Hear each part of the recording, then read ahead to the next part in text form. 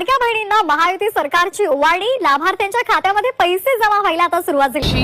भाऊबीज भेट म्हणजे additional bonus दिवाळीचा हा दिला जात असतो। दिवाळीच्या आधी तो बोनस हा त्यांच्या खात्यामध्ये जमा व्हावा, जेणेकरून खऱ्या अर्थानं ती जी भाऊबीज भेट जी शासनाकडून दिली जात असते, विभागाकडून दिली जात असते, ही त्यांच्यापर्यंत टोटल रजिस्ट्रेशन विभागाकडे झालेलं होतं ते साधारणपणे 2,63,00,000 असं होतं।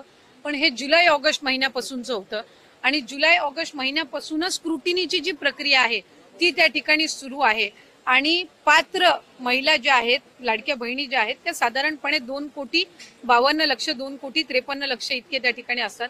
आधार सीडिंग ज्यांचे अकाउंट झालेले आहेत त्यांना दर महिन्याचा लाभ वितरित होत असतो।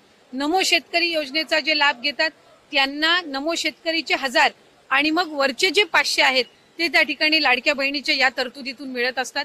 संजय गांधी निराधार योजनेच्या ज्या लाभार्थी आहेत त्यांना 1500चा लाभ हा संजय गांधी निराधार योजनेतूनच मिळत असतो। त्याच्यामुळे या योजनेतून मिळण्याचं त्याच्यामध्ये काही कारण नाही। या व्यतिरिक्त 4 चाकी वाहनं असणारी असतील किंवा जिल्हा स्तरावरून ज्या तक्रारी आम्हाला प्राप्त होतात त्या पद्धतीनं ती योग्य ती कारवाई आहे ही केली जात असते। आणि परत ज्यांनी आम्हाला या योजनेचा लाभ नको आहे किंवा आम्ही या योजनेच्या लाभासाठी आता पात्र नाही आहोत असे जे अर्ज आहेत हे काही हजारांच्या संख्येमध्ये आहेत।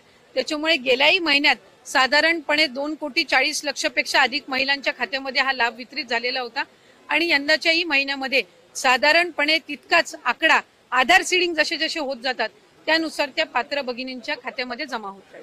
तर मला आपल्या माध्यमातून स्पष्ट करायचं आहे की स्क्रुटिनी ही आम्ही सुरुवातीपासूनच करत आलेलो आहोत, याच्यामध्ये काही वेगळं नाहीये। इतर विभागांचा डेटा ऍक्सेस करण्याचा अधिकार हा कुठल्याही एका विभागाला नसतो। उदाहरणार्थ महिला व बालविकास विभाग आहे आणि आम्हाला जर कृषी विभागातल्या नमो शेतकरीचा जर डेटाचा ऍक्सेस असेल तर तो आम्ही परस्पर घेऊ शकत नाही, आम्हाला तो त्या विभागाकडूनच प्राप्त होणं हे अपेक्षित असतं। परिवहन विभागाकडून जर एखादा तुम्हाला डेटा हवा असेल तर तो तुम्हाला परिवहन विभागाकडूनच मिळेल, त्याला स्वतंत्र तो डेटा ऍक्सेस करण्याचा अधिकार हा कुठल्याही विभागाला किंवा महिला व बालविकास विभागालाही त्या ठिकाणी नसतो। त्यामुळे सुरुवातीपासून याची स्क्रुटिनी होत गेलेली आहे। मूळ 2,63,00,000 पेक्षा अधिक रजिस्ट्रेशन झालेलं होतं आणि सुरुवातीपासूनच जर आपण बघितलं तर लाभार्थ्यांची संख्या ही 2,40,00,000 किंवा 2,50,00,000 2,52,00,000 इतकी राहिलेली आहे। याचा अर्थ असा की स्क्रुटिनीची प्रोसिजर सुरुवातीपासून चाललेली आहे। प्रत्येक विभागाकडनं जी आपण माहिती मागवतो त्याच्यामध्ये ऑक्टोबर, नोव्हेंबर, डिसेंबर महिना आचारसंहितेचा कालावधी होता।